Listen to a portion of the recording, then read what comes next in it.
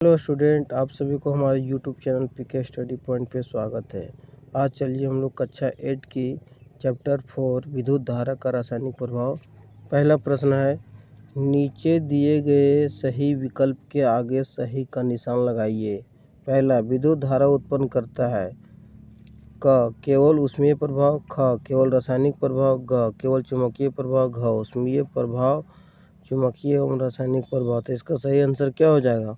ऊष्मीय, चुंबकीय एवं रासायनिक प्रभाव। दूसरा है, निम्नलिखित में कौन सा घोल विद्युत का कुचालक है?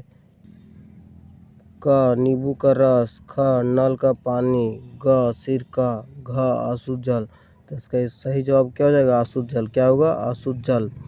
तीसरा नंबर है, निम्नलिखित में कौन सी ऐसी धातु है जिसके विद्युत लेपन के द्वारा वस्तु की निम्नलिखित में कौन सी ऐसी धातु है जिसके विद्युत लेपन के द्वारा किसी वस्तु की चमक को बढ़ाई जा सकती है? क, लोहा। ख, क्रोमियम। ग, तांबा। घ, एल्युमिनियम। इसका आंसर हो जाएगा क्रोमियम। क्या होगा? क्रोमियम। दूसरा नंबर सवाल है, खाली स्थानों को भरिए। क्या पहला क्या है? विद्युत चालन करने वाले अधिकांश द्रव। खाली जगह यहाँ होगा अम्ल।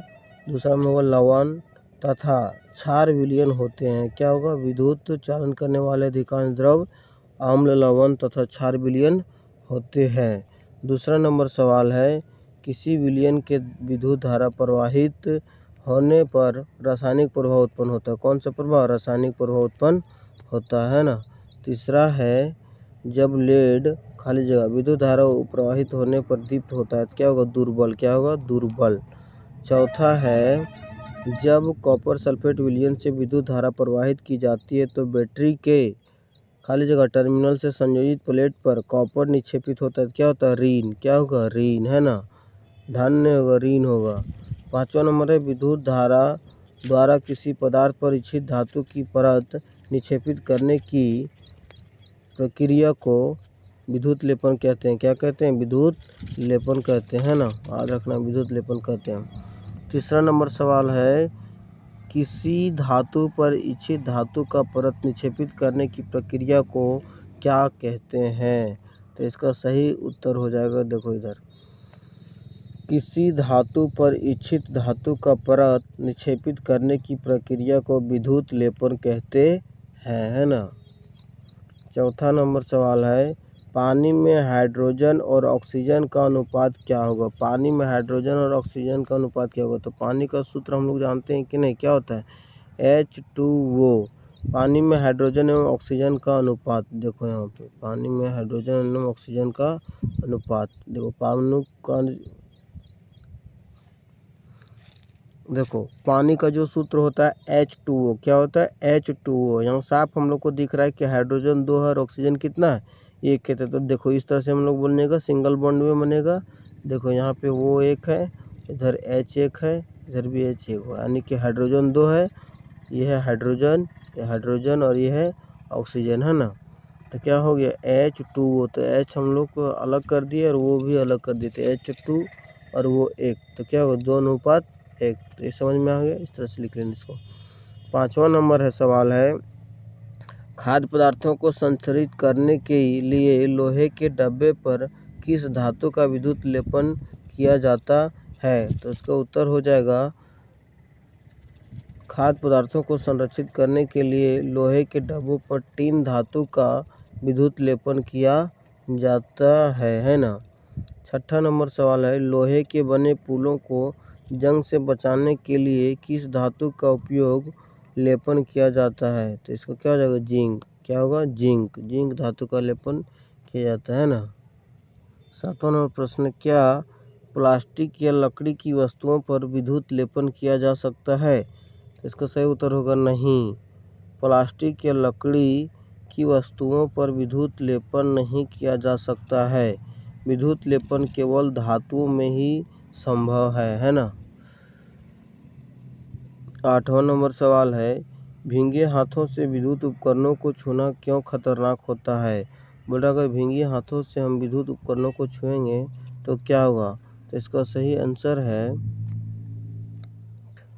भींगे हाथों से विद्युत उपकरणों को छूना खतरनाक होता है क्योंकि पानी विद्युत का सुचालक होता है तथा विद्युत पानी से होकर हमारे शरीर में प्रवेश कर सकता है। इसीलिए विद्युत उपकरणों को भींगे हाथ नहीं छूना चाहिए, है ना। 9वां नंबर प्रश्न है, आशुद्ध जल विद्युत का चालन नहीं करते परंतु नल का पानी विद्युत का चालन करते हैं, क्यों? तो इसका सही जवाब हो जाएगा, आशुद्ध जल विद्युत का चालन नहीं करते हैं क्योंकि इसमें खनिज लवण नहीं रहते हैं। खनिज लवण के अनुपस्थित में आयनों का निर्माण नहीं हो सकता है, परंतु जल का पानी विद्युत का चालन करते हैं क्योंकि इसमें खनिज लवण उपस्थित होते हैं जो आयनों के निर्माण में सहायक होते हैं।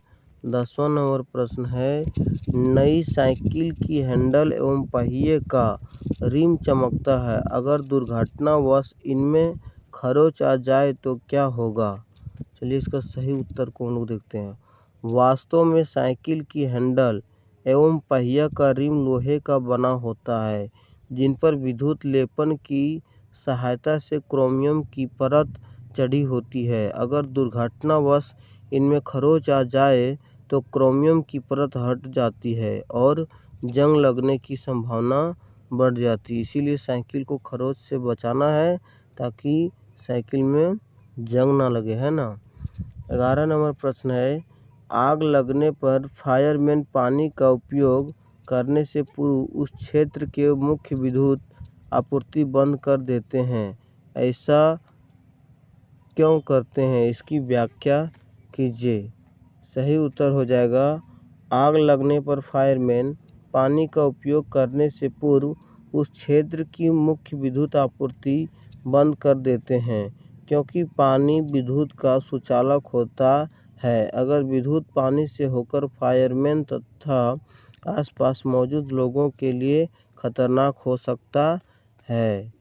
12वां नंबर प्रश्न है, विद्युत धारा का रासायनिक प्रभाव से क्या समझते हैं? उदाहरण के साथ व्याख्या करें। इसका सही उत्तर होगा, किसी चालक द्रव अम्लीय विलयन में विद्युत धारा प्रवाहित करने पर रासायनिक अम्लीय होती है, इसे विद्युत धारा का रासायनिक प्रभाव कहते हैं। रासायनिक प्रभाव उदाहरण, है ना। पहला नंबर है, एक आलू लेकर उसे 2 भागों में काटिए। कुंडली युक्त संप्रेक्षित के स्वतंत्र सिरों को आलू में प्रविष्ट कीजिए। लगभग आधे घंटे के पश्चात उसका अवलोकन कीजिए। आपको आलू में धन तार के पास नीला हरा धब्बा दिखाई देंगे, है ना। आलू में नीला हरा धब्बा विद्युत धारा के रासायनिक प्रभाव के कारण होता है, यानी रासायनिक प्रभाव के कारण नीला हरा जो दिखाई देती है धब्बा, उसके कारण दिखाई देती है। 13वां नंबर प्रश्न है, साइकिल के हैंडल, पहिए का रिम आदि पर क्रोमियम का विद्युत लेपन किया जाता है, इन्हें क्रोमियम का ही क्यों नहीं बनाया जाता है? इसका सही उत्तर होगा, क्रोमियम एक महंगा धातु है, अतः पूरी वस्तु को क्रोमियम का बनाना अधिक दृष्टि से उपयुक्त नहीं है। इसी कारण उसे सस्ते धातु की वस्तुएं बनाई जाती है तथा उस पर क्रोमियम की परत निक्षेपित की जाती है। 14 नंबर प्रश्न है, जब किसी संप्रेक्षित के स्वतंत्र सिरों को किसी विलयन में डुबाते हैं तो चुंबकीय सुई विक्षेपित होती है, क्या आप इसके कारण की व्याख्या कर सकते हैं? जिसका सही उत्तर हो जाएगा, जब किसी संप्रेक्षित के स्वतंत्र सिरों को किसी विलयन में डुबाते हैं तो चुंबकीय सुई विक्षेपित होती है क्योंकि संप्रेक्षित का स्वतंत्र सिरा विद्युत के प्रभाव का माध्यम बन जाता है तथा विलयन में डालने पर उस विद्युत धारा का परिपथ पूर्ण हो जाता है, इसीलिए चुंबकीय सुई धारा के कारण विक्षेपित होती है। 15 नंबर प्रश्न और अंतिम प्रश्न, है ना। विद्युत लेपन क्या है? इस प्रक्रिया में अम्लीय जल का उपयोग क्यों किया जाता है? इसका सही उत्तर हो जाएगा, विद्युत धारा की सहायता से किसी धातु को सतह पर इच्छित धातु का परत निक्षेपित करने की प्रक्रिया को विद्युत लेपन कहते हैं। इस प्रक्रिया में अम्लीय जल का उपयोग किया जाता है क्योंकि अम्लीय जल विद्युत का सुचालक होती है। आज के लिए इतना ही दोस्तों। चलिए, वीडियो अगर पसंद आए तो लाइक करें, सब्सक्राइब करें एंड शेयर करें सभी दोस्तों के साथ, ताकि वो भी पढ़ पाए और एग्ज़ाम में अपना अच्छा रिजल्ट कर पाए, है ना। तो अब अगले दिन देखेंगे हम लोग चैप्टर 5 को। जय हिंद, जय भारत, वंदे मातरम।